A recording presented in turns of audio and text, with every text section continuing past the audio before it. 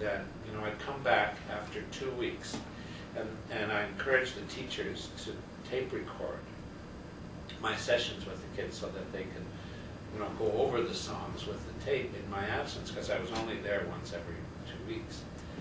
And sometimes I'd come back after 2 weeks and they'd put on a show for me. Oh, you know? awesome. Yeah, it was great. It was just great.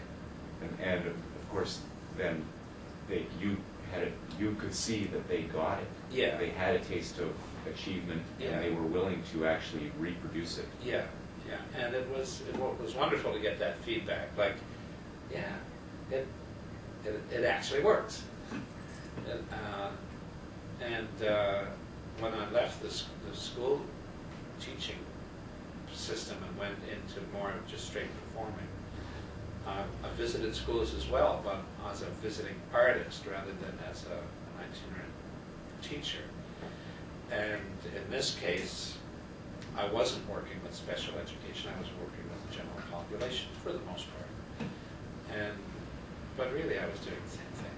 Well, yes, and if you can break through to those special education or special needs children, then the rest of us will be easy to engage in. Yeah, I run into teachers from time to time who said, remember you used to come into my class at such and such a school in North York. And she said, and they say, and you know I still have all those tapes.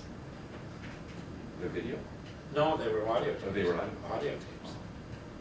Yeah, this was in the 70s, the early 70s.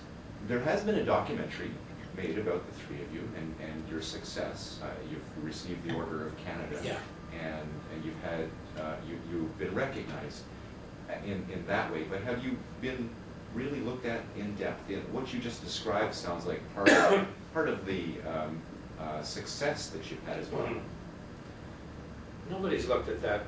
I've talked about it in interviews before.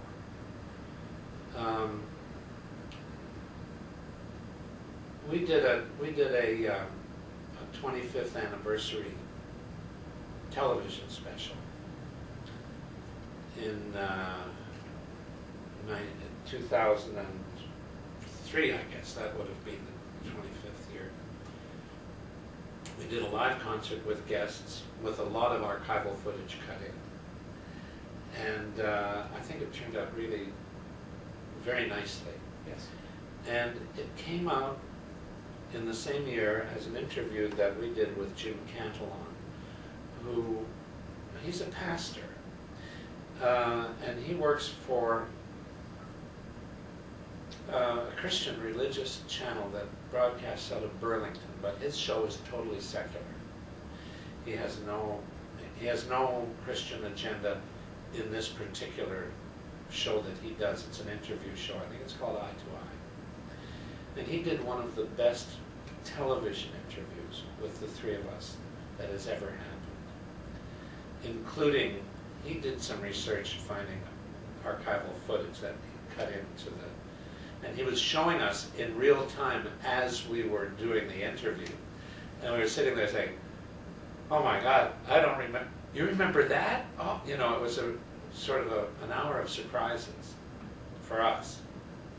And those two came out in the same year. Those two, the Mascotts.Bram, I think it was called 25 Years Singing or something like that. And that interview with Jim Cantillon make a 2-hour package that I think says as much about the three of us and our history as anything else could. And I'd love to see them get broadcast again. I'm told that the interview with Jim Cantillon does get replayed every once in a while. But the 25th anniversary special has gone through its contracted number of replays, and that would be it for that one, which is too bad. I don't know if I've seen a biography on you. No. You mean Life and Times kind of thing from CBC? That's right. No. Was there not a life? Yes, there was. No, there never was. No. It was talked about, it was pitched, never happened. Okay, then maybe you had actually mentioned it. Well, I participated in a Life and Times once in a totally different capacity. They were shooting a Life and Times of the Canadian novelist Morley Callahan. And they had him on videotape and audio tape, speaking in radio shows and reading some of his works, etc., a number of different things. But they had some passages from books that he had written that they wanted to include vocally, and they didn't have him do it, so they auditioned for people to do Morley Callahan. And I auditioned for that, and they gave everybody a reel with him, you know, so you could cue off his speaking voice and mannerisms. And I got the gig.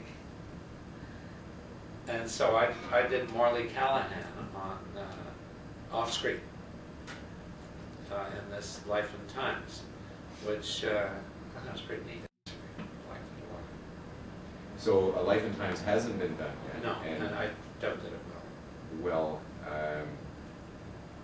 you've got enough material out there that you probably could have a biography done without participating.